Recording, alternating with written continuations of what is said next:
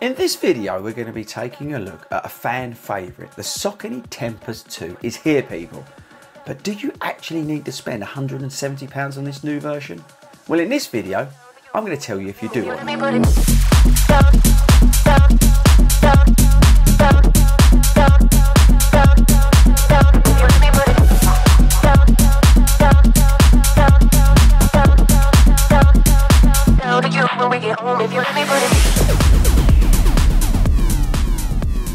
Hello everybody and welcome to FORDY Runs. My name is Chris Ford. I'm a running and athletics coach based here in the UK. And when I'm not coaching runners, I'm making YouTube videos about running and running shoes. Okay, so in this video, like I promised you, we're going to be talking about the Saucony Tempus number 2. So how this video is going to work, I'm going to tell you what's new here, and there's not much. I'm going to tell you the other stats and features we have. I'm going to tell you things I like, things I don't like, and then we're going to wrap it all up at the end. I'm going to tell you whether you need to spend £170 of your own money on this new model. Okay team, so you've been asking me on the live stream on a Monday, and that's 8 o'clock UK time every Monday, when this shoe was dropping. I couldn't tell you, but basically we've got it. And here it is. And yes, it does look very similar to the previous model. But this shoe is a fan favourite. You guys love this shoe. So this is a sort of mild stability, up-tempo daily trainer. This is a shoe that you can run races in. I ran a half marathon in the first version. This is a shoe you can do some of those longer miles with goal pace work in there, or slightly faster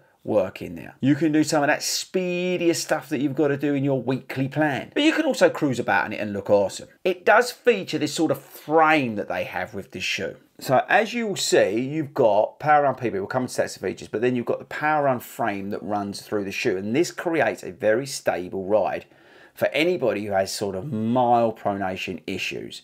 So you're getting super foams, but in a stable ride. Okay, so this shoe is £170. It features the Power Run PB and the Power Run frame. That's the EVA foam that's in here. We've got a 33 stack in the heel down to 25 with the Saucony 8mm drop.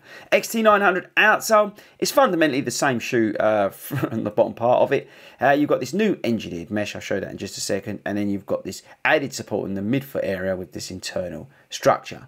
Okay, people, so look, this is fundamentally the same shoe, right? So from here down, it's exactly the same. You've still got the arch. So everybody who had the problem with the arch, it's still here. But you have this new upper on the shoe, okay, which actually I think looks kind of awesome. So the other thing they've added, like here across the midfoot, is this sort of, what do they call it?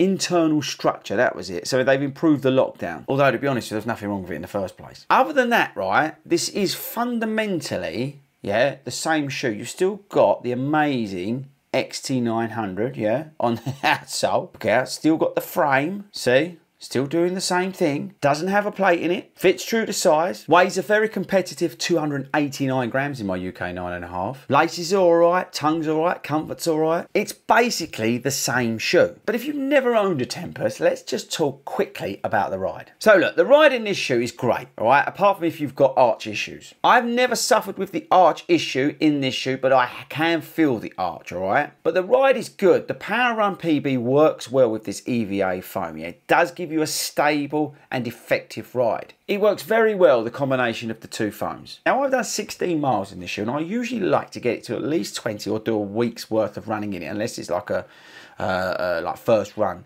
video. But those 16 miles, right, I was just thinking, this is exactly the same shoe as the previous version. Why do I need to put more miles into it? Because it's fundamentally the same shoe. So to give you a sort of conclusive not a review, but like feedback on the shoe, because it's not a review, it's like more feedback on the shoe. It's the same thing. Now that may disappoint some, that may make some people happy. For me, I would have liked for them to have done something a little bit more awesome with it. Like maybe stuck a 3/4 plate in there, like the one off the Convara Pro. I think they had an opportunity to change it up with version 2, but they kind of betted on the safe side. So it'd be interesting to see what they do with version 3. But I would have liked to have seen, like I said, a slight increase in stack. I would have liked to have seen a 3/4 plate in the shoe, maintaining the frame, but I think they could have done a few bits with it to make it a little bit more awesome. But yes, look, bottom line, people, after just 16 miles, I've just realised that this is exactly the same shoe, other than the upper, but it just feels the same as the previous version. Okay, team, that's it from me. I probably won't bother doing a follow-up video, and it was the point. I mean, unless you want me to, but